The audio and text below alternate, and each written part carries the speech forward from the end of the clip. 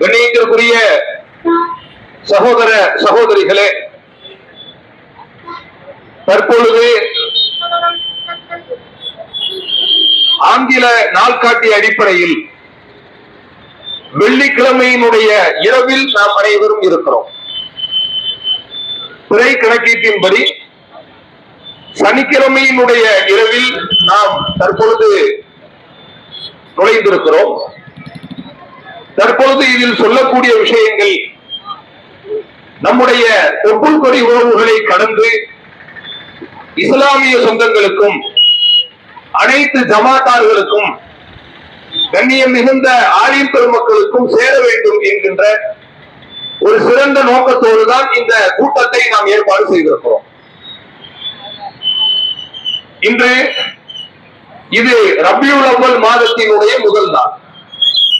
இந்த நாளிலே மௌலீதையும் மீலாதையும் விட்டொழிப்போம் என்கிற தலைப்பை ஏன் தேர்வு செய்திருக்கிறோம் என்றால், அல்லாஹ் ரப்பல் ஆலமீன் தன்னுடைய திருக்குர்ஆனிலே தெளிவான முறையில் கூறுகிறார், அல்லாஹு வலியுல்லதீன ஆமனு, ஈமான் கொண்டவர்களுக்கு அல்லாஹ் பொறுப்பாளியாக வலியாக இருக்கிறான். யுஹ்ரிஜுஹும் மின குலுமாத்தி இலன் நூர், அந்த ஈமான் கொண்ட மக்களை இருள்களில் இருந்து, மூட பழக்க வழக்கங்களில் இருந்து, அறியாமையில் இருந்து வெளிச்சத்தின் பக்கம் இறைவன் வெளியேற்றி கொண்டு வருகிறான். ஆனால் வல்லதீன கஃபரு, இறைவனுக்கு இணை கற்பிக்கக்கூடியவர்கள், நிராகரிக்கக்கூடியவர்கள், அவுலியா அவர்களின் பொறுப்பாளி யார் என்று சொன்னால் அத்வாகூத், அல்லாஹுக்கு ஈடு இணையாக கற்பிக்கிற தீய சக்திகள் தான். யுஹ்ரிஜூனஹும், அவர்கள் மக்களை என்ன செய்கிறார்கள் தெரியுமா? மினன் நூரி இல புலுமாத், வெளிச்சத்தில் இருந்து, விடியலில் இருந்து இருளின் பக்கம், மூட பழக்க வழக்கங்களின் பக்கம் அழைத்து செல்கிறார்கள் என்று அல்லாஹ் சொல்கிறார். அதாவது இறைவனை நம்பி இருந்தால், தெய்வ நம்பிக்கையில் சரியாக இருந்தால் அந்த மனிதனிடம் இருக்காது. மார்க்கத்தின் பெயரால், இஸ்லாத்தின் பெயரால் செய்யப்படுகிற தவறான காரியங்கள் அந்த மனிதனிடம் நடைபெறாது. அதே நேரத்தில் அல்லாஹுவை மட்டும் வணங்குவதை விடுத்து அல்லாஹுக்கு இணையாக வேறு ஏதேனும் மனிதர்களையோ அல்லது பொருளையோ வேறு ஏதேனும் விஷயங்களையோ நாம் இணை கற்பித்தோம் என்று சொன்னால் அல்லாஹ் சொல்கிற தீர்வு இதுதான். யுஹ்ரிஜூனஹும் மினன் நூரி இல புலுமாத், அவர்களை வெளிச்சத்தில் இருந்து இருளின் பக்கம் அழைத்து செல்வார்கள். அதாவது இன்றைக்கு நம்முடைய இஸ்லாமிய சமூகத்தில் ஏராளமான நல்ல குணங்கள் உண்டு. அதை நாம் குறைத்து மதிப்பிடுவதற்கு இல்லை. ஈகை குணம் நம்முடைய மார்க்கத்தில் சொல்லப்பட்டிருக்கிறது. அதே நேரத்தில் பிற மனிதர்களுக்கு எதிர்பாராமல் உதவக்கூடிய மனநிலை, இயற்கை பேரிடர்களில் பார்க்கலாம், மனிதநேய சேவைகளில் பார்க்கலாம். இப்படி எல்லா காரியங்களிலுமே ஓடோடி சென்று அரசு இயந்திரங்கள் செல்வதற்கு முன்னதாகவே நாம் சென்று உதவுகிறோம். ஏன் தெரியுமா? அல்லாஹ் ரப்பல் ஆலமீன் திருமறையில் சொல்கிறான், வமன் அஹ்யாஹா ஃபகஅன்னமா அஹ்யன்னாஸ ஜமீஆ, யாராவது இந்த உலகில் ஒரு மனிதரை வாழ வைத்து விட்டார் என்றால் அந்த மனிதருக்கு அல்லாஹ் கொடுக்கிற கூலி என்ன தெரியுமா? உலகத்தில் உள்ள எல்லா மனிதர்களையும் வாழ வைத்தவருக்கு சமானம் என்று குர்ஆன் சொல்கிறது. அதுக்காகத்தான் உதவிகள் அதிகமாக செய்கிறோம், மனிதநேய பணிகளில் ஈடுபடுகிறோம்.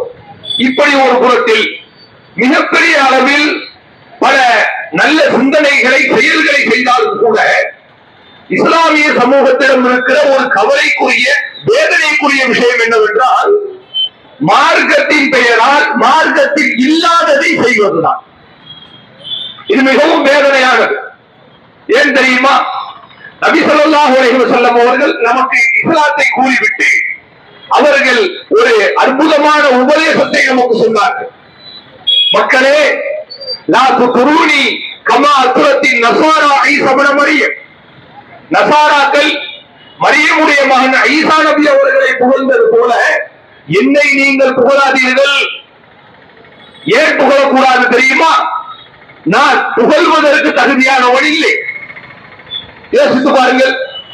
எந்த ஒரு தலைவராவது, எந்த ஒரு சமூக வழிகாட்டியாவது தன்னை பின்பற்றி வரக்கூடிய மக்களை பார்த்து என்னை நீங்கள் புகழாதீர்கள் என்று சொல்லியதுண்டா? இல்லை. புகழுங்கள் என்றுதான் சொல்வார்கள்.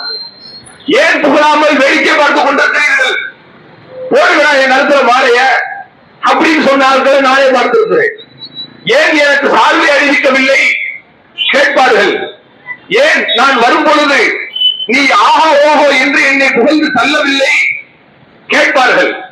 ஆனால் உலகத்திலேயே முகமது நபி அவர்கள் மட்டும்தான் யாருக்கு துருணி, என்னை நீங்கள் புகழாதீர்கள் என்று சொன்னார்கள். ஏன் புகழக்கூடாது தெரியுமா? எந்த மனிதன் ஒரு மனிதனை புகழ ஆரம்பித்து விட்டாலோ அப்பொழுதே அந்த மனிதனுக்கு குறிமறிக்கிறான் என்று அர்த்தம்.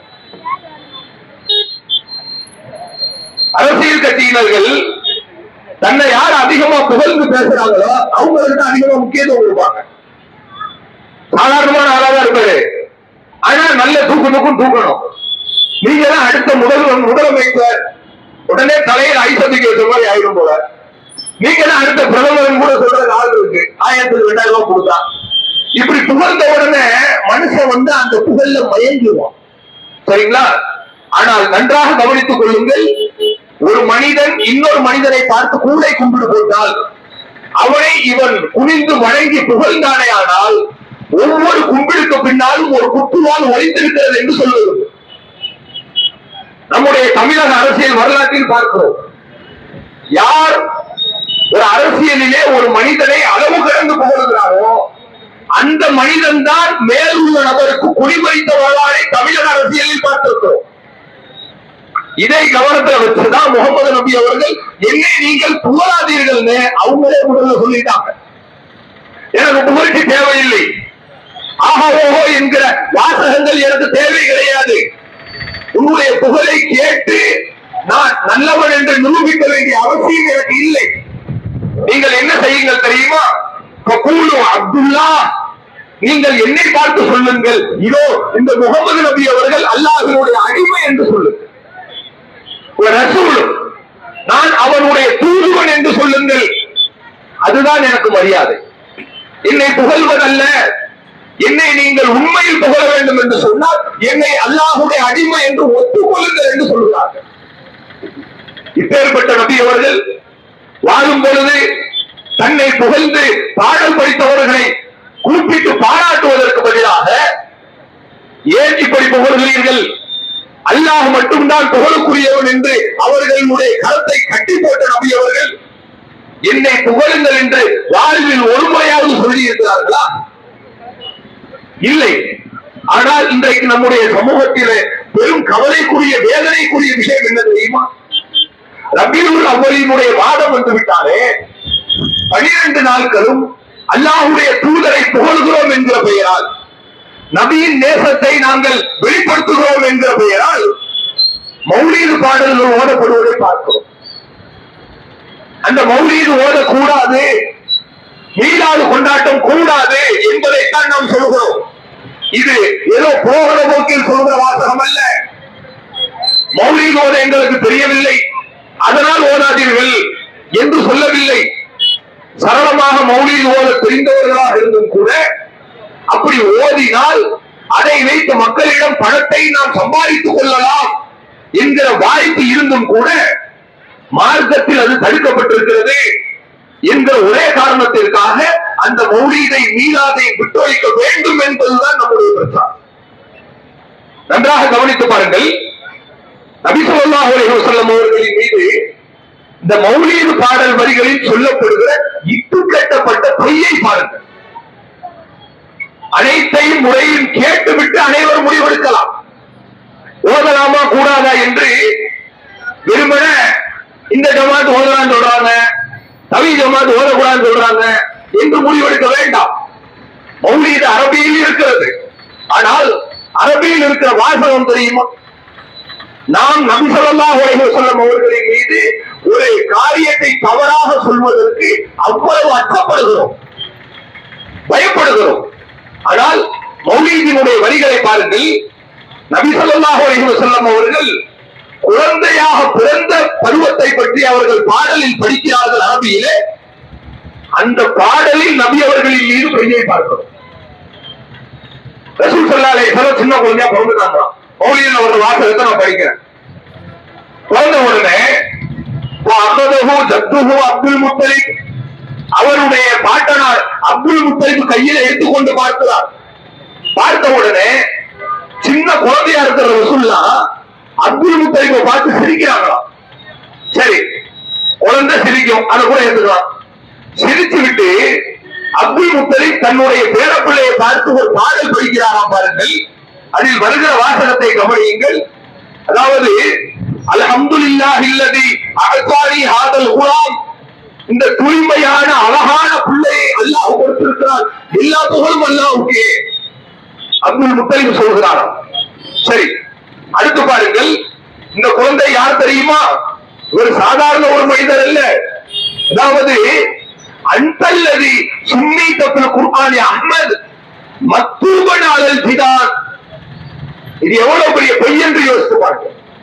அல்லாஹ்வுடைய தூதர் இப்பதான் பிறந்திருக்கிறாங்க. இன்னும் ஒண்ணுங்க, ஒரு வயசு கூட முடியல, சின்ன குழந்தையா கை குழந்தையா இருக்கிறாங்க. இந்த கை குழந்தையாக இருக்கிற தூதரை கையில் வைத்துக் கொண்டு மார்க்கம் அறியாத, இஸ்லாம் தெரியாத, இஸ்லாத்தை பற்றி கற்பனைகள் கூட நினைத்து பார்க்காத, குர்ஆனை பற்றி அறிமுகம் இல்லாத, ஹதீஸை பற்றி எந்த தொடர்பும் இல்லாத அப்துல் முத்தலிப் அவர்கள் சொல்கிறார்களா, நீ யார் தெரியுமாப்பா?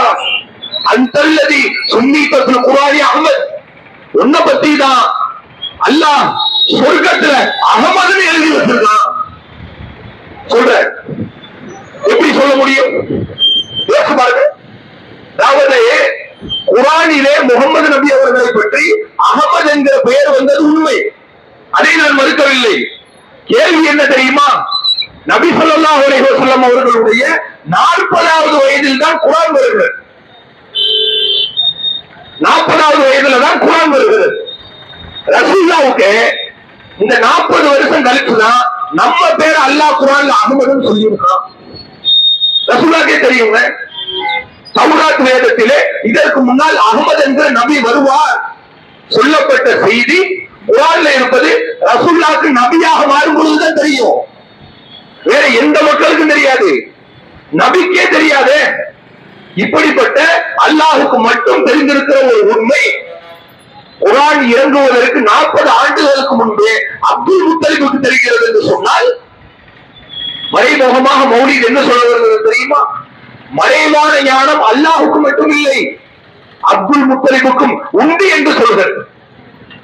இதை ஏற்றுக்கொள்கிறீர்களா? சொல்லுங்க. ரசூலுல்லாஹ் மேல சொல்லும் பொழுது நமக்கு அர்த்தம் தெரியவில்லை, அல்லது நம்முடைய மனம் பதறவில்லை. ஒரு மனிதனின் மீது இப்படி போய் சொன்னால் ஏற்றுக்கொள்வோமா? சின்ன குழந்தை பிறந்தான், அந்த குழந்தை பிறக்கும் போதே ஒருத்தர் கையில தூக்கி வச்சுட்டு சொல்றாரு, தம்பி நீ யார் தெரியுமா? 40வது வயசுல உனக்கு இருக்கிற சொத்தக்குள்ள எனக்கு எழுதி வச்சிரு, இப்பவே இந்த பையன் நான் கையெழுத்து வாங்கிட்டேன் அப்படின்னு ஒருத்தர் சொன்னாங்க. இதை பிராடுன்னு சொல்ல மாட்டோமா? யோசிச்சு பாருங்க. ஏப்பா அந்த பையன் சின்ன குழந்தையா இருக்காருப்பா, கை குழந்தை, அவருக்கு விவரம் தெரியாது, என்ன நடக்க போகுதுன்றது அல்லாஹுக்கு தான் தெரியும். லா யஅலமுல் கைப இல்லல்லாஹ், மறைவான ஞானம் அல்லாஹுக்கு மட்டும்தான் தெரியும் என்பது இஸ்லாமிய அடிப்படை கோட்பாடு. நபி ஈசா அலைஹிஸ்ஸலாம் சொல்கிறார்கள், இன்னக அன்த அல்லாஹுல் குயூப், இறைவா நீ மட்டும்தான் மறைவான ஞானத்தை அறியக்கூடியவன். இப்படி தெளிவாக குர்ஆனும் ஹதீஸும் மாறி மாறி நமக்கு சொல்லக்கூடிய வேளையிலே 40 வருஷத்துக்கு பின்னாடி நடக்கிறது அப்துல் முத்தலிபுக்கு தெரியும் என்று இந்த மௌலித் வரிகள் சொல்கிறது என்றால், இவரை யாருடைய இடத்தில் மௌலித் வைக்கிறது? அல்லாஹ்வினுடைய இடத்தில் இல்லையா? இதைத்தான் இன்னைக்கு ஓதிட்டு இருக்கோம். பள்ளிவாசல்லையும் வீடு குடித்தனம் போகும் பொழுதோ மௌலித் பாடல் வரியை ஓதி இது நல்லது என்று நினைக்கிறோமே. யோசித்து பாருங்கள், நாம் மௌலித் ஓதவில்லை, நபியின் மீது வேண்டும் என்றே பொய் சொல்கிறோம் என்று அர்த்தம். இது இல்லை என்று மறுக்க முடியுமா? யோசித்து பாருங்கள். நபி ஸல்லல்லாஹு அலைஹி வஸல்லம் அவர்களின் மீது இப்படிப்பட்ட இட்டுக்கட்டுதல் இருக்கிறது. இதற்காகவும் அல்லாஹ்வுடைய தூதர் இந்த உலகத்தில் வந்து பிறந்தாங்க. யோசிக்க கடமைப்பட்டிருக்கிறோம். அது மட்டுமல்ல, அதற்கு அடுத்து பார்த்தால் நபி ஸல்லல்லாஹு அலைஹி வஸல்லம் அவர்களை புகழ வேண்டும் என்கிற ஒரு அடிப்படையில அவர்களையே அல்லாஹ்வுடைய இடத்தில் வைத்து அழகு பார்க்கிற ஒரு காரியத்தை மௌலீது பாடல் வரிகள் செய்கிறது. ஒரு முஸ்லீம் தப்பி தவறி கூட தன்னுடைய கனவில் இது மாதிரி வார்த்தையை சொல்லவே மாட்டார்.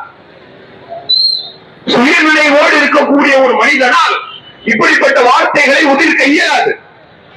மௌலீது சொல்லுகிறது. எப்பேற்பட்ட ஒரு விஷம கருத்துக்கள் என்று யோசித்து பாருங்க. நீங்க ஒரு சின்ன குழந்தைய நீங்க கூப்பிடுங்க, முஸ்லீமா இருக்கிற ஒரு சின்ன பிள்ளைங்க 5 வயசு பிள்ளை, 5 வயசு பிள்ளைய கூப்பிட்டு சாதாரணமா நீங்க கேளுங்க, தம்பி நாம பாவம் மன்னிப்பு கேட்கிறதா இருந்தா யார்கிட்டப்பா நம்ம கேட்கணும்னு கேளுங்க. சின்ன பிள்ளைய அழைச்சி அழகா சொல்லுவாங்க அந்த பிள்ளை, அல்லாஹ்ட்ட மட்டும்தான் பாவம் மன்னிப்பு கேட்கணும். இது குழந்தைக்கும் தெரியும், பெரிய ஆட்களுக்கும் தெரியும், எல்லாத்துக்கும் தெரியும் இல்லையா? மௌலீது பாடல் வரிகளை பாருங்கள். யாமன் சமாதா வகுத்தரம், பாவியே பாவம் செய்தவனே துப்பு, நீ உன்னுடைய தௌபாவை நபி அவர்களிடம் கேள். எப்பேற்பட்ட அபாண்டம்! நபி ஸல்லல்லாஹு அலைஹி வஸல்லம் அவர்கள் உலகத்திற்கு இறை கோட்பாட்டை தெளிவாக சொன்ன இறுதி தூதர், மூட நம்பிக்கையை ஒழித்தவர், உத்தமர். சமுதாய புரட்சிக்குத்தான் நான் அனுப்பப்பட்டிருக்கிறேனே தவிர என்னை கடவுளாக கற்பிக்கப்படுவதற்கு அல்ல. உடைத்து சொன்ன உண்மையான மனிதர். அந்த மனிதரை பார்த்து இன்னொரு ஆள் சொல்கிறார், மௌலீதை எழுதியவர் சொல்கிறார், பாவியே நீ முகமது நபி இடத்துல போய் பாவம் மன்னிப்பு கேளுப்பா. யாராவது கேட்போமா? அப்படி சொல்லுங்க. ரசூல் ஸல்லல்லாஹு அலைஹி வஸல்லம் அவர்களை உயிருக்கு மேலாக நேசிக்கிறோம். என்னை பற்றி ஒரு அவச்சொல் பேசப்பட்டால் கூட என்னுடைய பலகீனத்தால் நான் அதை எதிர்க்காமல் விட்டு விடுவேன். என்னால அவரை எதிர்க்க முடியலங்க, சரி சொல்லிட்டு போட்டோம் என்று விட்டு விடலாம். ஆனால் என்னை பற்றி சொல்லுகிற இடத்திலே முகமது நபி ஸல்லல்லாஹு அலைஹி வஸல்லம் அவர்களை பற்றி சொன்னால் எனக்கு இயலாமையாக இருந்தாலும் நான் எதிர்ப்பேன் என்பதுதான் ஒவ்வொரு முஸ்லிமினுடைய மனக்கிடங்காக இருக்காங்க.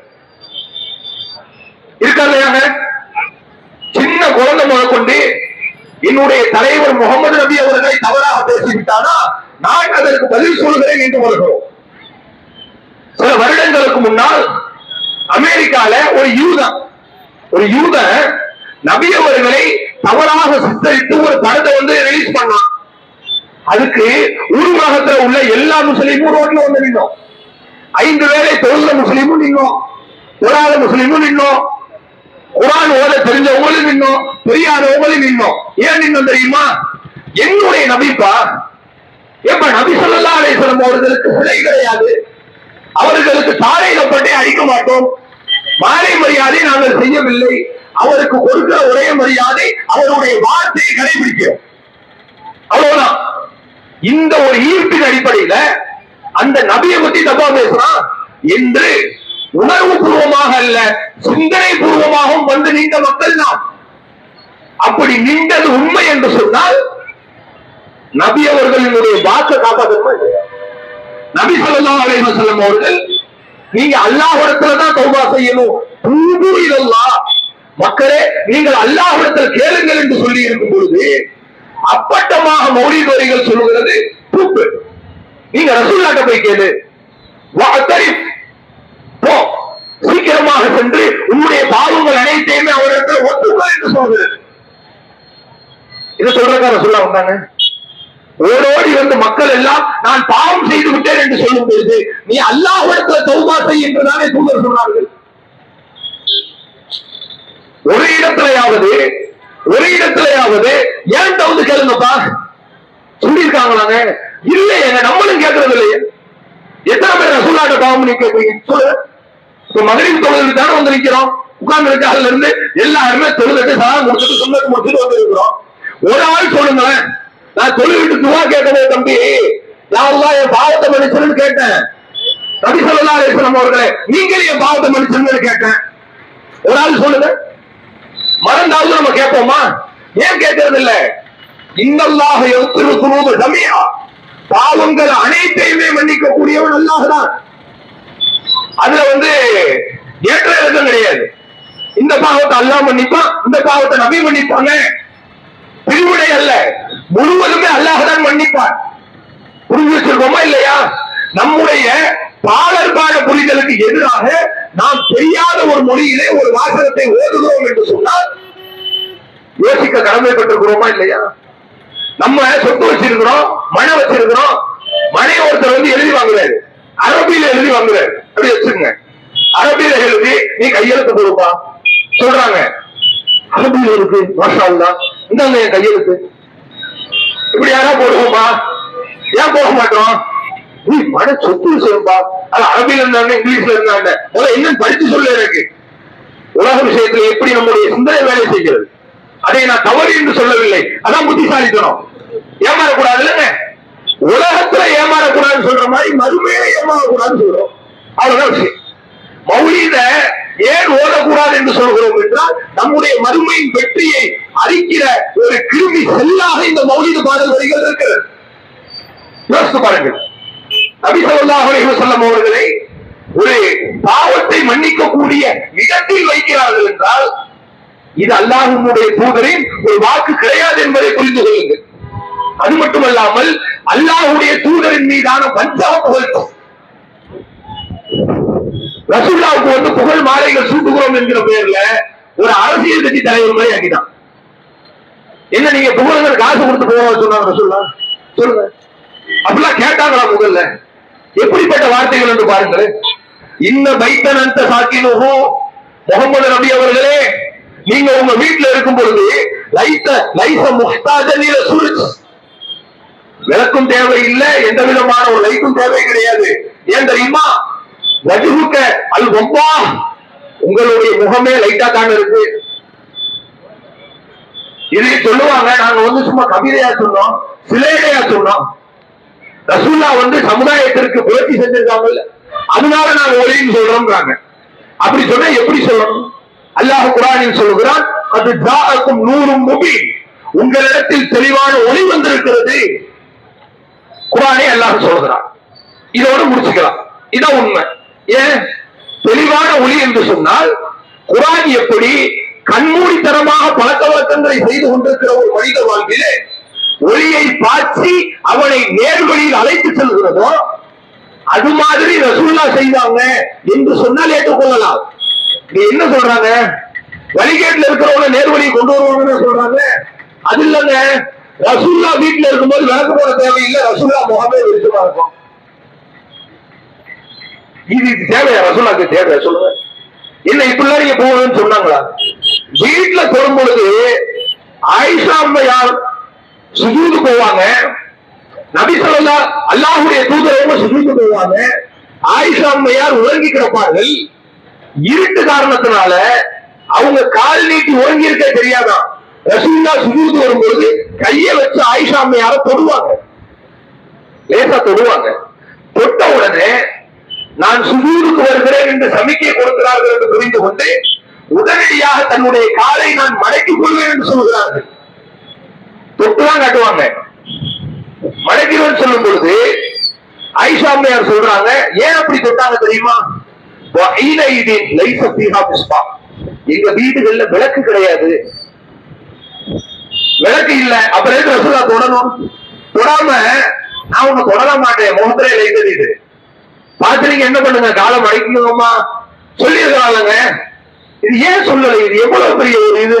அல்லாஹ்வுடைய தூதரை மனிதனாகத்தான் தூதர் பாவிக்க சொன்னார்களே தவிர, தூதர் என்கிற வித்தியாசத்தை மார்க்கத்திற்கு அவர்கள் நமக்கு வழங்கி இருக்கிறார்களே தவிர, என்னை நீ மனித பிறவியை விட்டு தெய்வ பிறவியாக மாற்றி என்று எங்குமே சொல்லவில்லை. ஒரு முஸ்லிம் இடத்துல போய் சொன்னா எடுபடுமா? அல்லாஹ்வுடைய தூதருக்கு அந்த அவதாரம் இருந்துச்சு, இந்த அவதாரம் இருந்துச்சு, ஏன் எடுபட மாட்டேங்குது? அந்த ஒரு சித்தாந்தத்தை, அந்த நம்பிக்கையை நபி ஸல்லல்லாஹு அலைஹி வஸல்லம் அவர்கள் அடியோடு அவர்கள் ஏற்கவில்லை. ஆரம்பத்திலே சொல்லிட்டாங்க, அப்துல்லா, நான் அல்லாஹ்வுடைய அடிமைதான்ப்பா, அவருடைய தூதர் தான், அதான் என்னுடைய கண்ணியம். என்ன நீ மரியாதை செய்யணும்னு நினைச்சா, மாண்பு கொடுக்க வேண்டும் என்று நினைத்தால் என்னை நீ அப்படித்தான் சொல்ல வேண்டுமே ஒழிய பாடல் வரிகளால் என்னை குளிப்பாட்ட வேண்டிய அவசியம் எனக்கு இல்லை. இப்படி சொன்ன ரசூலுல்லாஹ் போயிட்டு உங்க முகம்தான் வெளிச்சமா இருக்கு, உங்களுக்கு லைட்டே தேவையில்லைன்னு சொன்னா இது என்ன? இது சொல்லுங்க. இதுக்காக நபி ஸல்லல்லாஹு அலைஹி வஸல்லம் வந்தாங்க. அடுத்து பாருங்கள், அதாவது யௌம யஅத்தின் நாஸு பில் ஹுஜஜ், நாளை மறுமையினுடைய நாளில் அல்லாஹ்வுடைய தூதர் வரும்பொழுது நீங்கள் தான் எங்களுடைய ஆதாரமாக இருப்பீர்கள் என்று சொல்கிறார்கள். ரசூலுல்லாஹ் நமக்கு ஆதாரம்னா என்ன அர்த்தம்? நாளை மறுமையில ரசூலுல்லாஹ்வுடைய வழி நடந்தால் நமக்கு அவர்கள் நன்மையான ஒரு நிலையை அல்லாஹ்விடத்தில் கேட்பார்கள், அவ்வளவுதான். ஆனால் மௌலீத் ஓதக்கூடிய நம்முடைய இஸ்லாமிய சொந்தங்கள் எத்தனை இடங்களில் அல்லாஹ்வுடைய தூதரின் ஆதாரத்தை கடைபிடிக்கிறோம் என்று சொன்னவர்கள் திருமண விவகாரங்களில் தூதரினுடைய வாழ்க்கையை கடைபிடிக்கிறோம். பாருங்கள், நபி அவர்கள் என்னை புகழுங்கள் என்று சொன்னார்களா, அல்லது பமன் ரகிபான் சுன்னத்தி பலைஸ மின்னி, திருமணம் என்கிற என்னுடைய சுன்னத்தை யாராவது புறக்கணித்தார்கள் என்றால் அவன் என்னை சேர்ந்தவன் இல்லை என்று சொன்னார்களா? இன்றைக்கு நம்முடைய இஸ்லாமிய திருமணங்கள் எப்படி நடக்கிறது என்று யோசி. மறுமையில் அல்லாஹ்வுடைய தூதர் நமக்கு ஆதாரமாக எப்பொழுது வந்து நிற்பார்கள்? வாயில் புகழ்ந்தால் மட்டுமல்ல, நம்முடைய காரியங்களை தூதர் சொன்னபடி நடத்தினால் தான் நிற்பார்கள். திருமணங்களில் ஆடம்பரங்களை பார்க்கிறோம், அனாச்சாரங்களை பார்க்கிறோம். தன்னுடைய பணத்தை வாரி இறைத்து அதனால் ஊருக்கும் பிரயோஜனம் இல்லாமல் தனக்கும் பிரயோஜனம் இல்லாமல் காசை கரியாக்குகிற காரியத்தை பார்க்கிறோம். வான வேடிக்கைகள் என்ன, தேவையற்ற ஆடம்பரங்கள் என்ன, ஊரை சுற்றி வளைத்து வளைத்து வீடியோ பிடிக்கக்கூடிய நிகழ்வு என்ன, அதற்கான படோபடங்கள் என்ன? இதை செஞ்சா ரசூலுல்லாஹ் மறுமையில வந்து காப்பாற்றுவாங்க நினைக்கிறோமா? மறுமையில வந்து நிற்கும் போது காசை வாரி இறைச்சி மீன் விரயம் பண்ணிட்டப்பா, உனக்கு இன்ன தண்டனை எல்லாம் இருக்குன்னு எல்லாம் சொல்றான். ரசூலுல்லாஹ் முன்னாடி வந்து நின்று, இறைவா, இவர் என்னை புகழ்ந்து மௌலிது கொடுத்து விட்டார், இவரை தூக்கி நீ நரகத்தில் போட்டு விடாது, இவர் சாதாரண ஆள் அல்ல, இவரை நீ வந்து நரகத்துல போட்டுட்டா அவ்வளவுதான். இப்படியா ரசூலுல்லாஹ் வந்து அல்லாஹ்ட்ட என்ன பேரம் பேசுவாங்களா? அல்லாஹ் என்ன லஞ்சமா கேட்கிறான்? யாராவது ஆளை கூட்டிட்டு வாப்பா நான் சொர்க்கத்துக்கு அனுப்புறேன்? இல்லையே. நபி ஸல்லல்லாஹு அலைஹி வஸல்லம் அவர்கள் பரிந்துரை செய்வது வலா யஷ்ஃபஉ இல்லா லிமன் இர்தமா, அல்லாஹ் யாருக்கு செய்யுங்கள் என்று ஏற்றுக்கொள்கிறானோ அந்த மனிதர்களுக்கு மட்டும்தான் பரிந்துரை வேலை செய்யும். நபி அவர்களுக்கு ஷஃபாஅத் செய்கிற வாய்ப்பை அல்லாஹ் வழங்குகிறார், மறுப்பில்லை. எல்லா நபர்களுக்கு வழங்க முடியாது. இன்னருக்கு நான் வழங்குறேன்னா அல்லாஹ்வுடைய தூதர் கேட்டா அல்லாஹ் அதை ஓகே பண்ணாத பரிந்துரையே செட் ஆகும். இப்படி தெல்ல தெளிவாக ஏகத்துவத்தை, தௌஹீதை கொஞ்சம் கூட கலங்கள் இல்லாமல் கலப்படம் இல்லாமல் தெளிந்த நீரோடையாக சொன்ன அல்லாஹ்வுடைய தூதர் அவர்களை பார்த்து நீங்க மறுமையில எங்களை காப்பாத்திடுவீங்க கண்மூடித்தனமாக நம்ப சொன்னார்களா? யோசிங்க. அடுத்து பாருங்கள், இது எவ்வளவு பெரிய ஒரு, நீங்களே கவனிங்கள். ஓ மறையுதன் அந்த ஆயுது, அல்லாஹ்வுடைய தூதரை நீங்கள் யார் தெரியுமா? நீங்கள் ஒரு நோயாளியை சென்று நலம் விசாரித்து விட்டீர்கள் என்று சொன்னால் அது அத்தாஹுல்லாஹ் பில் பரதி, உடனடியாக அல்லாஹ் அவருக்கு நிவாரணத்தை கொடுத்துருவான். ரசூலுல்லாஹ் சாதாரண மனுஷன் தானங்க, அவங்க என்ன டாக்டரா? சொல்லுங்க. அவங்களே சொன்னாங்கல்ல, அதாவது மார்க்கம் சார்ந்து நான் சொன்னால் உங்களுக்கு முடிந்த அளவிற்கு இயன்ற அளவிற்கு அந்த காரியத்தை நீங்கள் கடைபிடித்து விடுங்கள். ஆனால் அம்ரி துன்யாக்கும், உங்களினுடைய உலக காரியங்கள் என்று வந்துவிட்டதே, ஆனால் அன்பும் அகலமும் அம்ரி துன்யாக்கும், உங்கள் உலக காரியங்களில் நீங்கள் தான் அதிகம் தெரிந்தவர்களை தவிர எனக்கு தெரியாதுன்னு சொன்னாங்க. காய்ச்சல் வருகிறது, ஆன்மீக நம்பிக்கை தூதர் சொன்னார்கள். சரி, நாம் நோயுற்றால் அல்லாஹ்விடத்துல துஆ செய்ய வேண்டும், ஷிஃபாவை கேட்க வேண்டும், அதுல மறுப்பு இல்லை. சிக்கல் என்ன? ஷிஃபாவை கேளுங்கன்னு ரசூலுல்லாஹ் சொல்லிட்டாங்க, நாங்க அந்த இருந்து செய்யறோங்க, அப்படியே அவர்களை எல்லாம் போய் கேட்கல என்று சொன்னால் அந்த ரசூலுல்லாஹ் ஏற்றுக்கொள்வது. ஆனால் இது எப்படி இருக்கிறது தெரியுமா? ஷிஃபாவை கேட்க வேண்டாம், நம்ம அல்லாஹ்விடத்துல நிவாரணம் கேட்க வேண்டாம், ரசூலுல்லாஹ் வந்து பார்த்தாலே போதும், உடனே நிவாரணம் கிடைச்சிடும். எத்தனை சஹாபாக்களை நபி அவர்கள் தேடி சென்று நோய் நலம் விசாரித்தார். சஅத் இப்னு அபீ வக்காஸ் என்கிற சஹாபி போர்க்களத்திலே அடிபட்டு கிட்டத்தட்ட மரணித்து விடுவார் என்கிற அளவிற்கு அவருடைய நோயின் வீரியம் அதிகமாகிய பொழுது அவர் அல்லாஹினுடைய நாட்டத்தால் அவருக்கு அல்லாஹ் நிவாரணத்தை கொடுத்தார். நபி அவர்களுக்கு பிற்காலம் வரை அவர் உயிரோடு இருந்தார், மறுப்பு இல்லை. ஆனால் விஷயம் என்ன தெரியுமா? அந்த சாது பின் அபீ வக்காஸ் ரலியல்லாஹு அன்ஹு அவர்களை அல்லாஹ்வின் தூதர் அவர்கள் நேரில் சென்று நலம் விசாரிக்கிறார்கள். அல்லாஹ்விடம் கேட்கிறாங்க, அவங்க பதில் சொல்றாங்க, பேசுறாங்க, நோய் குணமாகவில்லை. நபி அவர்கள் தன்னுடைய கைப்பட கூடாரத்தை அடித்து கொடுத்து, இந்த கூடாரத்தில் நீங்க தங்குங்க. ஸஅத் ரலியல்லாஹு அன்ஹு அவர்களுக்கு அல்லாஹ்வின் தூதர் அவர்கள் அடித்து கொடுத்த கூடாரம், அதிலேயே பல நாட்கள் தங்குகிறார்கள். நீண்ட நாட்கள் பிடித்து அதற்கு பிறகுதான் அவருக்கு அல்லாஹ் ரப்பல் ஆலமீன் நிவாரணத்தை கொடுத்தார் என்பது ஹதீஸ். எத்தனை நபர்களை நோய்கள் விசாரித்திருக்கிறார்கள்.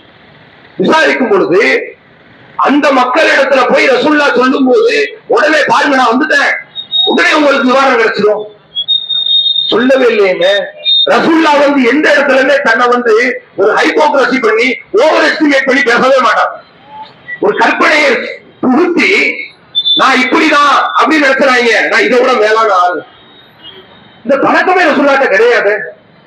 ரசூலுல்லாஹ்வினுடைய தனிச்சிறப்பே உண்மையை உண்மை என்று நம்பு என்று சொல்கிற ஒரு பகுத்தறிவு சிந்தனையை 1400 வருடத்திற்கு முன்பு சொல்லிய ஒரு உண்மையான மாமனிதர். யூத சிறுவனை சென்று சந்திக்கிறார்கள். அவரிடத்தில் இஸ்லாமை சொல்கிறார்கள். அவன் மனமும் யாருடைய வற்புறுத்தலும் இன்றி ஏற்றுக்கொள்கிறான். ஏற்றுக்கொண்ட பிறகு அவன் மரணம் அடைகிறான் என்று பார்க்கிறோம். நோய் குணமானதா? அப்படி போய் கைய வச்ச உடனே கரண்ட் ஷாக் அடிச்ச மாதிரி நிவாரணம் கிடைச்சிருமா? இல்லைங்க. இதான ரசூலுல்லாஹ்வினுடைய வரலாறு. ஏன் நபி ஸல்லல்லாஹு அலைஹி வஸல்லம் அவர்களை நோய்வாய்ப்பட்டு வயது மூப்பின் காரணத்தினால் இறந்தார்கள் என்று பார்க்கிறோம். ஊர் உலகத்தில் இருக்கிற எல்லா நபர்களுக்கும் நிவாரணத்தை கொடுக்க முடிந்தால் நபி அவர்கள் தனக்கு கொடுக்க முடியாதா? ஏன் கொடுக்கவில்லை? அந்த ஆற்றல் என்னிடம் இல்லை என்றுதானே தூதர் சொன்னார்கள். லா யுகாதிரு இல்லா ஸகமா, இறைவா உன்னை தவிர நோயை குணப்படுத்தக்கூடியவன் யாரும் கிடையாது. லா ஷிஃபா இல்லா ஷிஃபாவுக், உன் நிவாரணத்தை தவிர வேறு எந்த நிவாரணமும் கிடையாது. இப்படி சொன்ன முகமது நபி அவர்களை நீங்கள் போனாலே நோய் குணமாகிவிடும் என்று சொன்னால் இது தூதரின் மீது சொல்லப்படுகிற புகழ்ச்சியா அப்பட்டமான பொய்யா? யோசிங்க. குறைந்தபட்சம் ரசூல் ஸல்லல்லாஹு அலைஹி வஸல்லம் என்ன நீங்க புகழுங்கன்னு கேட்டாலாவது அதுல ஒரு நியாயம் உண்டு. இப்படி கேட்டாங்களா? எனக்காக நீ எழுந்து கூட நிற்காதே என்று சொன்னார்களே, என்னை புகழாதீர்கள் என்று சொன்னார்களே. அப்படிப்பட்ட அப்பழுக்கற்ற தெளிந்த நீரோடையாக தன்னுடைய வாழ்க்கையை அமைத்துக் கொண்டிருந்த தூதர் அவர்களை இப்படியா ஏற்கு மாறாக புகழ்வது? நீங்கள் நன்றாக ஒரு விஷயத்தை கவனத்தில் வையுங்கள். கேட்கக்கூடிய மக்களுக்கு நான் சொல்கிறேன், ஆளும் பெருமக்களுக்கும் சேர்த்தே ஒரு கோரிக்கை வைக்கிறோம். ஜமாத்தார்களிடத்திலும் இந்த தகவலை நாங்கள் பதிவு செய்கிறோம். மௌலீது பாடல் வரிகளை சுந்தர தமிழில் சுபஹான மௌலீத் என்கிற பெயரால் தமிழிலே மொழிபெயர்ப்பு செய்து வெளியீட்டு செய்திருக்கிறார்கள். அதை வாங்கி படியுங்கள். சொல்வதற்கு நேரம் இல்லை. எவ்வளவு கட்டுக்கதைகள் தெரியுமா? ரசூல் ஸல்லல்லாஹு அலைஹி வஸல்லம் அவங்க பிறந்தப்ப அவர்களினுடைய தாயார் ஆமினா அவர்களுக்கு அல்லாஹ் திடீர்னு ஒரு ஒளியை கொடுத்தானா. அந்த ஒளி இங்கிருந்து போய் அடிச்ச அடியில கோட்டை கொத்தளங்கள் மாட மாளிகை எல்லாமே தூளாக சுத்தூளாக உடைந்து உலகமே அப்படியே நடுங்கி போய் நின்று விட்டதாம். இந்த உடனே மக்கள் எல்லாம் பாக்குறாங்க, என்னாச்சு ஏதாச்சும் தெரியல, பூகம்பமா வந்துச்சு. இல்லப்பா, திடீர்னு கட்டடங்கள்லாம் தூளா இருந்து விழுது. ஏன் விழுது? அதோ அரபு தேசத்திலே முகமது என்கிற ஒரு மனிதர் பிறந்திருக்கிறார். இது என்னங்க ரசூலுல்லாஹ் ஏன் கேட்டாங்க? என்ன சினிமா ஸ்டோரியா சொல்லுங்க? கேட்பதற்கு சுவாரஸ்யமா இருக்குன்றதுக்காக எழுதப்பட்டது என்று தெரியவில்லையா? யோசித்து பாருங்க. அப்போ சுந்தர தமிழில் சுபஹான மௌலீது நாம் சொல்லவில்லை. அப்படியே சுன்னத்துவ ஜமாத்தை சார்ந்த மௌலீது ஓதக்கூடிய பிரியர்களால் மொழிபெயர்க்கப்பட்ட ஒளிவுமுறை இல்லாத புத்தகம். அந்த புத்தகத்தில் வருகிற வாசகத்தை நீங்கள் வரிக்கு வரி படியுங்கள். எவ்வளவு தூரம் அல்லாஹ்வுடைய தூதரின் மீது பொய்யும் இட்டு கட்டப்பட்ட கட்டுக்கதைகளும் இருக்கிறது என்பதை தெரிந்து கொள்ளும். யோசித்து பார்க்க, அல்லாஹ்வின் தூதரின் மீது பொய் சொல்வது சாதாரண காரியமா? அல் கிதுப அலைய லைசக கிதுபினானாக, என் மீது பொய் சொல்வது யாரின் மீது பொய் சொல்வது போன்று இல்லை. பல்யத்த பொப்ப மகாதகோமினார், என் மீது யாராவது பொய் சொன்னால் அவர் தன்னுடைய இருப்பிடத்தை நாளை மறுமையில் நரகத்தில் பதிவு செய்து கொள்ளட்டும் என்று சொல்கிறார். எப்பேற்பட்ட காட்டமான எச்சரிக்கை என்று யோசிப்பாங்க. ஒரு மனிதன் பொய் சொன்னால் மறுமையில் நரகம் என்று சொல்வது சரி, ஒரு மனிதன் கொலை செய்தால் மறுமையில் நரகம் என்று சொல்வது சரி. ஆனால் என் மீது ஒருவன் பொய் சொன்னானே ஆனால் அவன் சாதாரண பாவம் செய்யவில்லை, நாளை மறுமையில் நரகத்தை உயிரோடு இருக்கும் பொழுதே உறுதி செய்து கொள்கிறான் என்று எச்சரிக்கிறார்கள்.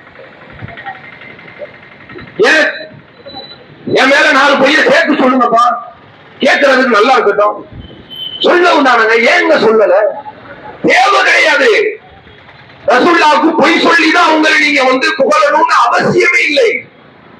எல்லா புகழுக்கும் சொந்தக்காரர்களாக, புகழை விரும்பாதவர்களாக இருந்த ஒரு மாமனிதர், சாதாரணமான ஆள் அல்ல. அதாவது வரலாற்றிலே, உலக வரலாற்றிலே தான் சொன்ன சித்தாந்தத்தை, தான் சொன்ன கொள்கையை தான் உயிரோடு இருக்கும் பொழுதே கண்ணுக்கு முன்னால் 100% நடைமுறைக்கு வருவதை பார்த்த ஒரு பாக்கியம் அல்லாஹ்வுடைய தூதருக்கு தான் அல்லாஹ் கொடுத்தது. அல்லாஹ்வுக்கு இணை கற்பிக்க கூடாதுன்னு சொன்னாங்க. கண்ணுக்கு முன்னாடி அந்த சித்தாந்தம் ஒளிவதை பார்த்தார்கள். பெண்களுக்கு சொத்துல உரிமை வேண்டும் என்று சொன்னார்கள். கண்ணுக்கு முன்னால், மரணத்திற்கு முன்னால் அந்த சட்டம் நடைமுறைக்கு வந்து பெண்களுக்கு சொத்தில் பங்கு கிடைத்ததை பார்த்து கண்ணார கண்டுகளித்தார்கள். மக்களுக்கு வழிப்பறி வரக்கூடாது, மக்களுக்கு ஏமாற்றம் நடக்கக்கூடாது என்று சட்டம் போட்டார்கள். அந்த சட்டம் கண்ணுக்கு முன்னால் நடந்ததை பார்த்தார்கள். இப்பேற்பட்ட தான் வகுத்து தந்த கொள்கையை, அல்லாஹ் கொடுத்த கொள்கையை தன் ஆயுள் காலத்திலேயே 100% நடைமுறைக்கு வந்ததை பார்த்து விட்டுதான் மரணமடைந்தார்கள். இப்பேற்பட்ட ஒரு தூதர் வேறு எந்த சமூகத்திற்கும் கிடைக்காத ஒரு வழிகாட்டி. அல்லாஹ் குர்ஆனில் சொல்கிறான், வமா அர்சல்னாக இல்லா ரஹ்மத்தல் லில் ஆலமீன். மக்களே, இந்த முகமது நபி அவர்களை உங்கள் அனைவருக்கும், அகில மக்கள் அனைவருக்கும் நாம் அருள்குடையாக ரஹ்மத்தாக அனுப்பி இருக்கிறோம் என்று சொல்கிறார். நீங்கள் யோசித்து பாருங்கள், எத்தனையோ மக்கள் தலைவன் இல்லாமல் தடுமாறிக் கொண்டிருக்கிறார்கள். பல கட்சிக்காரர்களுக்கு வழிகாட்டுவதற்கு ஆள் இல்லை, ஆர்டர் கொடுக்கிறது ஆள் இல்ல, அவர்களும் நாட்டாமையா மாறுகிறான், ஆளுக்கால் அதிகாரம் செய்கிறார்கள். சமூகங்களில் பார்க்கிறோம், எது நல்லது கெட்டது என்று சொல்வதற்கு, வகுத்து தருவதற்கு சரியான வழிகாட்டி இல்லை. ஆனால் நபி ஸல்லல்லாஹு அலைஹி வஸல்லம் அவர்கள் நமக்கு குழந்தைக்கு சொல்வது போல ஒவ்வொன்றையும் சொல்லி இருக்கிறார்கள் இல்லையா? அவர்களினுடைய வாழ்க்கையை நம்முடைய வாழ்க்கைக்கு இடைவெளி இல்லாமல் பொருத்தி பார்ப்பது நபி வழியா? வருடம் தவறாமல் மௌலிது கிதாபை தூக்கி வைத்துக் கொண்டு பாட்டு படிப்பது நபி வழியா? யோசியுங்கள். எளிமையான கேள்விதானே. சஹாபிய பெருமக்கள் மிகவும் எளிமையாக நான் கேட்கிறேன், நம்மை விட சஹாபாக்கள் பலகீனமானவங்களாங்க. நாமளாவது சில நேரத்துல பயந்து நின்றுவோம், சரிங்களா? அதாவதுங்க, ஒரு ஆள் வந்துங்க அவருடைய பையனை தண்ணியில் அடிச்சுட்டு போயின்னு வச்சுங்க, ஒரு போய் காப்பாற்றணும், அதான் ஈவு இருக்கும். இவர் பயந்துட்டு நிக்கிறாரு. வெள்ளத்துல நாம் போய் காப்பாற்ற போய் என்ன எடுத்துட்டு போயிட்டா என்ன பண்றது? பயந்துட்டு நின்றுட்டாருன்னு வச்சுங்க, நம்ம சொல்லுவோம், ஏப்பா உனக்கு ஈவு இறக்கம் இல்லையா, ஏன் இப்ப நிக்கிற கேட்கலாம். மார்க் அடிப்படையா குற்றம் சொல்ல முடியாது. ஏன்னா அந்த மனிதன் பயந்துட்டு நிக்கிறாரு. போயிட்டான், இவரும் போய் விழுந்தாருன்னு சொன்னா நீச்சல் தெரியாது, இவர் கடைசியில போய் சேர்ந்துருவாரு என்று நாம கொஞ்சமாவது அதுக்கு ஒரு நியாயம் கற்பிக்கலாம். நம்முடைய உறவினர்களோ சொந்த பந்தங்களோ யாரோ ஒரு நபருக்காக உயிரை கொடுங்கள் என்று சொன்னால் நாம் கொடுக்கலாம், கொடுக்காமலும் இருக்கலாம், நமது விருப்பம். ஆனால் நபி ஸல்லல்லாஹு அலைஹி வஸல்லம் அவர்களுக்காக உயிரை கொடுங்கள் என்று சொன்னால் ஒரு முஸ்லிம் கொடுத்துதான் ஆகணும், இல்லைன்னா அவன் முஸ்லிமே கிடையாதுன்னு அர்த்தம். ரசூலுல்லாஹ் வெள்ளத்துல இழுத்துட்டு போடுங்க, நம்ம போய் காப்பாத்துறதுக்கு பார்த்துட்டு இருக்கும்போது போனா எண்ணெய் சேர்த்து இழுத்துட்டு போயிட்டா என்ன பண்றது ஒருத்தன் பயந்தான் வைங்க, இவன் முஸ்லிமா இருக்கிறதுக்கு லாய்க்கு போட மாட்டான்னு அர்த்தம். அப்படி உயிரை விட மேலாக நபி அவர்களை நேசிக்கிறோம். அந்நபி அவுலாபில் முஃமினீன மின் அன்ஃபுஸிஹிம், மூமின்களுக்கு நபி அவர்கள் உயிரை விட மேலானவர்கள் என்று குர்ஆன் சொல்கிறது. மத்தவங்களுக்காக உயிரை கொடுங்கன்னு சொன்னா குடுக்கலாம், கொடுக்காம இருக்கலாம். ரசூலுல்லாஹ்வுக்காக உயிரை கொடுங்கன்னு சொன்னா கொடுத்துதான் ஆகணும், வேற வழி கிடையாது. இப்படி நபி அவர்கள் ஏன் நமக்கு இணைப்போடு இருக்கிறார்கள் என்றால் நமக்கு அந்த அளவுக்கு நன்மையை வகுத்து தந்திருக்கிறார். குர்ஆனில் அல்லாஹ் சொல்கிறார், "வயுஸக்கீக்கும்", இந்த முகமது நபி உங்களை தஸ்கீத் செய்வாரப்பா, உங்களை சுத்தப்படுத்துவார். சுத்தம் என்றால் என்ன? குளிச்சு நீட்டா ட்ரெஸ் போட்டு வெள்ளை கையிலையும் கலர் சட்டையும் போடுவதா? அந்த சுத்தி அல்ல. நபி ஸல்லல்லாஹு அலைஹி வஸல்லம் அவர்கள் தஸ்கீத் செய்வார்கள் என்றால் உன்னுடைய குணநலன்களை சுத்தப்படுத்துவார். பிற மனிதர்களை ஒருவன் ஏய்த்து பிழைத்துக் கொண்டிருப்பான், நீ அப்படி செய்யாதே, உன்னுடைய பொருளாதாரம் உனக்கு போதும். இதுதான் தஸ்கீத். இதை ரசூலுல்லாஹ் சொன்னாங்க, செஞ்சும் காட்டினாங்க, வாழ்ந்தும் காட்டினாங்க. ஒரு மனிதன் இன்னொரு மனிதனுக்கு ஏமாற்றம் செய்யக்கூடாது, பிறருடைய சொத்தை அபகரிக்க கூடாது, வட்டிக்கு வாங்கக்கூடாது, வட்டிக்கு கொடுக்க கூடாது, பிறரை கொலை செய்யக்கூடாது, மனித உரிமை மீறல்களில் ஈடுபடக்கூடாது. இது நபி ஸல்லல்லாஹு அலைஹி வஸல்லம் அவர்களினுடைய வழிகாட்டுதல். இதான் அல்லாஹ்வுடைய தூதர் நமக்கு சொன்னது. அதை நம்ம எடுத்து செய்து விட்டால் போதும், இது ரசூலுல்லாஹ்வினுடைய வாக்கை நாம் காப்பாற்றி விட்டோம் என்ற அர்த்தம். நபி அவர்கள் ஏற்று பேச்சுக்களை தாங்கியது, தாக்குதல்களை அவர்கள் எதிர்கொண்டது, தனி மனித தாக்குதல்களை எதிர்கொண்டது அனைத்தும் வீண் போகக்கூடாதா? முஸ்லிம் சமுதாயம் விளங்கிக் கொள்ள வேண்டும். நம்முடைய வாழ்க்கையில் தூதரை கடைபிடிக்க வேண்டும். வார்த்தையில் புகழ்ந்தால் அது முழுமை அடையாதுங்க. ரசூலுல்லாஹ் அப்படி சொல்லவே இல்லை. நாம மொழி ஓதி ரசூலுல்லாஹ்வுடைய நேசத்தை நிரப்பிட்டோம் நினைக்கிறோங்க. இது எவ்வளவு பெரிய தப்பு கணக்கு தெரியுங்களா? நம்மை விட நபி அவர்களுக்கு அருகாமையிலே இருந்து உயிரை கொடுத்து போரிட்டவர்கள் சஹாபாக்கள். நம்மள இருக்கிற முஸ்லிம் எத்தனை பேரு ரசூலுல்லாஹ்வுக்கு உயிரை கொடுங்கன்னா கொடுப்போம் தெரியல. சில ஆளுக்கு கொடுப்பாங்க, சில ஆளுக்கு பைபிள் கூட நின்றலாம், மனித இயல்பின் வெளிப்பாடாக. ஆனால் சஹாபிய பெருமக்கள் உயிரை கொடு என்று சொன்னார், உடனடியாக கொடுத்தார்கள், செயலில் நிரூபித்து காட்டினார்கள். அபூ தொல்ஹா முன் வந்தார், அப்படியே சொன்னார், நகரி தூர நகரி, உங்கள் கழுத்திற்கு பாதுகாப்பு என்னுடைய கழுத்து என்று சொன்னார். அப்படி சொன்ன அபூ தொல்ஹா தன்னுடைய வாழ்க்கையில் ஒரு இடத்திலாவது மௌலித் ஓதி இருக்கிறாரா? ரசூலுல்லாஹ் உயிரோடு இருக்கும் போது வேண்டாங்க, மௌத்துக்கு பின்னால் ஓதி இருக்காங்களா? ஏன்? அல்லாஹ்வின் தூதரோடு ஹிஜ்ரத் செய்தால் மரணம் தான் கிடைக்கும் என்று தெரிந்து சென்றார்களே அபூபக்கர் சித்திக் ரலியல்லாஹு அன்ஹு அவர்கள் தன்னுடைய வாழ்நாளில் ஒரு முறை மௌலித் ஓதி இருக்கிறார்களா? உமர் ரலியல்லாஹு அன்ஹு அவர்கள் ஓதி இருக்கிறார்களா? குறைந்தபட்சம் தாபியீன்கள், தபாய் தாபியீன்கள் அந்த நன்மக்களாவது ஓதி இருக்கிறார்களா? ஏன்? நான் மிகவும் கீழிறங்கி கேட்கிறேன். 4 மதுஹபை சொன்ன இமாம்கள், ஷாஃபி இமாம் முஹம்மது பின் இத்ரீஸ் அவர்கள், ஹனஃபி இமாம் நுஅமான் ரஹ்மஹுல்லாஹ் அவர்கள், அஹ்மது பின் ஹம்பல் அவர்கள், மாலிக் பின் அனஸ் ரஹ்மஹுல்லாஹ் அவர்கள், 4வரில் யாராவது அல்லாஹ்வின் தூதருக்கு மௌலித் ஓதி இருக்கிறார்களா? அல்லது ஓதுங்கள் என்றாவது சொல்லி இருக்கிறார்களா? யோசித்து பாருங்கள். நபி ஸல்லல்லாஹு அலைஹி வஸல்லம் அவர்கள் இவங்களுக்கெல்லாம் சொல்லாத மார்க்கத்தை நம்ம கொடுத்துட்டாங்க. இல்ல இப்படி வேணா வச்சுக்கிறோம், சஹாபாக்கள் ஓதல்ல, இமாம்கள் ஓதல்ல, ஷாஃபி இமாம் ஓதல்ல, ஏன் ஓதல்ல? அவங்களுக்கெல்லாம் ரசூலுல்லாஹ் மேல அக்கறை இல்லை, எங்களுக்கு தான் அக்கறை இருக்கு. அப்படி வச்சுக்கிறோமா? இது அதிக பிரசங்க தரம் இல்லையா? அப்படி யாரோ சொல்லுவோமா? நபிநேசம் என்றால் இதுவா? நபி ஸல்லல்லாஹு அலைஹி வஸல்லம் அவர்கள் சொன்னது போல வாழ்க்கையை கடைபிடியுங்கள். அல்லாஹ்வுடைய குர்ஆன் வசனம் சொல்லுகிறது, இறுதியாக சொல்லி முடிக்கிறேன், லகத் கான லக்கும் ஃபீ ரசூலில்லாஹி உஸ்வத்துன் ஹஸனத்துன் லிமன் கான யர்ஜுல்லாஹ ஃபில் யௌமில் ஆகிர். அல்லாஹ்வினுடைய முத்தான வசனங்களை பாருங்கள் மக்களே. இதோ இந்த அல்லாஹ்வின் தூதர் முஹம்மது நபி இருக்கிறார். இந்த முஹம்மது நபி இடத்திலே உங்களுக்கு உஸ்வத்துன் ஹஸனா, அழகிய முன்மாதிரி இருக்கிறது என்று அல்லாஹ் சொல்கிறார். அது என்ன உஸ்வத்துன் ஹஸனா? அழகிய முன்மாதிரி என்றால் என்ன தெரியுமா?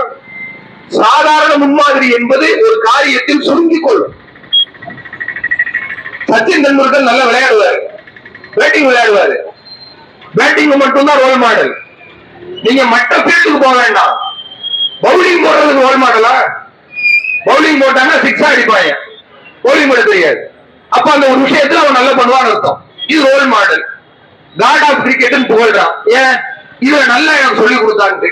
சரி, அரசியல் எடுத்துங்க, ஒவ்வொரு கட்சிக்காரங்களும் தன் தலைவரை சொல்லுவாங்க, ஓகே வச்சுக்கலாம், அதுல அவர் ரோல் மாடல். பிசினஸ் எடுத்துங்க, அதுல ஒரு ஆளை சொல்லுவாங்க. இதெல்லாம் ஒரு குறிப்பிட்ட காரியத்துல. உஸ்வத்துன் ஹசனா என்றால் என்ன தெரியுமா? முன்மாதிரி இல்லாமல் அழகிய முன்மாதிரி என்றால் என்ன தெரியுமா? அங்குங்கிறாதபடி எல்லா காரியங்களிலும் ஒரு மனிதன் தன்னுடைய வழிகாட்டுதலை நிரப்ப முடியும் என்றால் அதுதான் அழகிய முன்மாதிரி. அந்த காரியத்தை செய்த உலகில் உள்ள ஒப்பற்ற ஒரே மனிதர் முகமது நபி ஸல்லல்லாஹு அலைஹி வஸல்லம் அவர் மட்டும்தான். இதை நான் சொல்லவில்லை. அதாவது தி 100 என்கிற ஒரு நூல், மைக்கேல் ஹார்ட் என்கிற ஒரு நூலாசிரியர். அவர் ஒரு கிறிஸ்டின், பான் கிறிஸ்டின் தான், கடைசியிலும் கிறிஸ்டினா தாங்க இருந்தாங்க. அந்த மனிதர் ஒரு புத்தகத்தை எழுதுகிறார், தி 100. இங்கிலீஷ்ல இருக்கு, தமிழ்ல இருக்கு, படிச்சு பார்த்துக்கலாம். அந்த புத்தகத்துல 100 நபர்களை அவர் தேர்வு செய்கிறார். 100 நபர்கள்ல தான் வணங்கக்கூடிய இயேசு கிறிஸ்துவிற்கு 3வது இடத்தை கொடுக்கிறார். நன்றாக கவனிக்க வேண்டும். 3வது இடம் தன்னுடைய கடவுளாக வணங்குகிற இயேசுவுக்கு கொடுக்கிறார். 2வது இடம் ஐசக் நியூட்டனுக்கு கொடுக்கிறார். முதலிடம் யாரு கொடுக்கிறார் தெரியுமா? சொன்னால் நம்புவதற்கு கடினமாக இருக்கும், முகமது நபி ஸல்லல்லாஹு அலைஹி வஸல்லம் அவர்களுக்கு கொடுக்கிறார். அவர் காரணத்தை சொல்கிறார் பாருங்கள். நான் வணங்கக்கூடிய கிறிஸ்துவுக்கு 3வது இடத்தை பெண்ணுக்கு கொடுத்து முகமது நபி அவர்களுக்கு முதல் இடத்தை ஏன் கொடுக்கிறேன் தெரியுமா? இன்றைக்கு உலகத்திலே இஸ்லாம் பரவி இருக்கிறது என்றால், இஸ்லாத்தால் பல நல்ல காரியங்கள் விளைகிறது என்றால், இது அனைத்திற்குமே முகமது நபி அவர்களினுடைய உழைப்பு மட்டும்தான் சொந்தமே ஒழிய வேறு யாரும் அதற்கு சொந்தம் கொண்டாட முடியாது. அப்பனுக்கற்ற ஒரு மாமனிதர் ரசூல் ஸல்லல்லாஹு அலைஹி வஸல்லம் அவர்களினுடைய வார்த்தை இன்றைக்கு நேரடியாக நம்முடைய காலகட்டத்தில் காண கிடைக்கிறது. நமக்கும் அவர்களுக்கும் 1400 வருடங்கள் இடைவெளி இருக்கிறது. ரசூலுல்லாஹ்வை பார்க்க முடியாது. ஆனா இன்னைக்கும் ரசூலுல்லாஹ்வினுடைய பேச்சு உண்மையா பொய்யா என்று பிரித்தறிவதற்காக ஹதீஸ் கலையில இமாம்கள் லட்சத்திற்கும் அதிகமான நபர்களின் வாழ்க்கையை அலசி ஆராய்ந்திருக்கிறார்கள், பகுப்பாய்வு செய்திருக்கிறார்கள். இப்பேற்பட்ட ஒரு உத்தமரை பெற்றிருக்கிற நாம் திருமணம் தொடங்கி, குழந்தை பிராயம் தொடங்கி, வயோதிக பருவம் வரை, மரணம் வரை, மரணித்த பிறகு வரை கூட வழிகாட்டுதலை கண்டிருக்கிற தூதர் அவர்களை நாம் வாழ்க்கையில் கடைபிடிங்கள் என்று ஜமாத்தார்கள் அறிவிப்பு செய்யுங்கள். மௌலீதினுடைய சிறப்புகளை பேசுவதில் இருந்து கீழிறங்கி நம்முடைய கடையனூரின் பள்ளிகளில் 12 நாட்களில் ஒவ்வொரு நாளுக்கு அல்லாஹ்வின் தூதரினுடைய புகழ், ரசூலுல்லாஹ்வினுடைய துணிவு, அல்லாஹ்வின் தூதரினுடைய நேர்மை என்று பேசுகிற இடத்திற்கு இமாம்கள் இறங்கி வந்திருக்கிறார்கள் இல்லையா? அல்ஹம்துலில்லாஹ், இதை வரவேற்கிறோம். இது சரியானதுதான். ஆனால் இது மட்டும் போதுமானதல்ல. மௌலீது பாடல்களை விட்டுவிட்டு, மௌலீதினுடைய புகழ் மாலைகளை தவிர்த்துவிட்டு நபி அவர்களினுடைய உண்மை வரலாறை சொல்வது மிகப்பெரிய சந்தோஷம். ஆனால் அதில் ஒரு போடாமை இருக்கிறது. என்ன தெரியுமா? நபி அவர்கள் நமக்கு கொடுத்த வழிமுறையை கடைபிடிங்கள் என்றுதான் மக்களுக்கு பயான் செய்ய வேண்டுமே தவிர மௌலீது ஓதுவது நபியினுடைய நடைமுறை கிடையாது. அபூபக்கர் ரலியல்லாஹு அன்ஹு சொல்லவில்லை, சஹாபாக்கள் சொல்லவில்லை, இமாம்கள் செய்யவில்லை. இப்படி யாருமே செய்யாத காரியத்தை நாம் மட்டும் செய்ய வேண்டும் என்றால் இது மார்க்கத்தில் முற்றிலும் தவறானது என்பதை புரிந்து கொள்ளுங்கள். மீண்டும் ஒரு முறை சொல்கிறேன், மௌலீது வரிக்கு குர்ஆனில் எந்த ஆதாரமும் இல்லை. தொழுகைக்கு ஆதாரம் உண்டு, நோன்புக்கு ஆதாரம் உண்டு, ஏன் ஜக்காத்திற்கு சதகாவிற்கு ஆதாரம் உண்டு. அஸ்ஸலாமு அலைக்கும் என்று சலாம் சொல்கிறோம், காசா பணமா, சலாம் அலைக்கும் துஆ செய்கிறோம், அதுக்கு ஆதாரம் உண்டு. மௌலீது எவ்வளவு பெரிய விமர்சையாக கொண்டாடுகிறோம். மீலாதை பெருநாளை விட உயர்வாக வைத்து பார்த்து கொண்டிருக்கிறோமே, அதற்கு குர்ஆன் ஹதீஸ்ல ஒரு ஆதாரம் இருக்கிறதா? ஆதாரம் இல்லாத ஒரு அர்த்தமற்ற ஒரு வார்த்தைகள் தான். நபி ஸல்லல்லாஹு அலைஹி வஸல்லம் அவர்களை புகழ்கிறோம் என்கிற பெயரால் வஞ்சக புகழ்ச்சி செய்து நபி அவர்களை ஏதோ ஒரு சாதாரண சராசரி தலைவர் போன்று ஆக்குகிற நபி அவர்களின் உண்மை தன்மையை விட்டு கீழிறக்கிற வேலையை மௌலிது செய்திருக்கிறது. இது இஸ்லாமிய எதிரிகளினுடைய மறைமுக திட்டமாக இருக்கலாம் என்று பகிரங்கமாக நாங்கள் குற்றம் சுமத்துகிறோம். அப்படிப்பட்ட நயவஞ்சக ஒரு தன்மை, வஞ்சக புகழ்ச்சியை தான் இந்த மௌலிது பாடல் உள்ளடக்கி இருக்கிறதே தவிர இதில் எல்லளவும் உடையளவும் உண்மை கிடையாது என்பதை அனைத்து ஜமாத்தை சார்ந்த மக்கள் புரிந்து கொண்டு நபி அவர்களின் மீது சொல்லப்பட்டிருக்கிற இட்டுக்கட்டப்பட்ட செய்திகள், பொய்க்கதைகள் அனைத்தையுமே சுந்தர தமிழில் சுபஹான மௌலிதை வாங்கி படித்தாலே நமக்கு தெரியும். அதை நம்முடைய சமூகம் படித்து இப்படிப்பட்ட தவறைத்தான் நாம் அறியாமல் அரபியில் செய்து கொண்டிருக்கிறோமா என்பதை புரிந்து அதை விட்டு விலகி நபி ஸல்லல்லாஹு அலைஹி வஸல்லம் அவர்களை வார்த்தைகள்ல வாழ்க்கையிலே கடைபிடித்து வாழ வேண்டும் என்கிற அன்பான உரிமையான மறுமையினுடைய அக்கறை கலந்த கோரிக்கையோடு இந்த உரையை நான் நிறைவு செய்து கொள்கிறேன். வாஹிரு தஅவானா அல்ஹம்துலில்லாஹி ரப்பில் ஆலமீன். அஸ்ஸலாமு அலைக்கும் வரஹ்மத்துல்லாஹி வபரகாத்துஹு.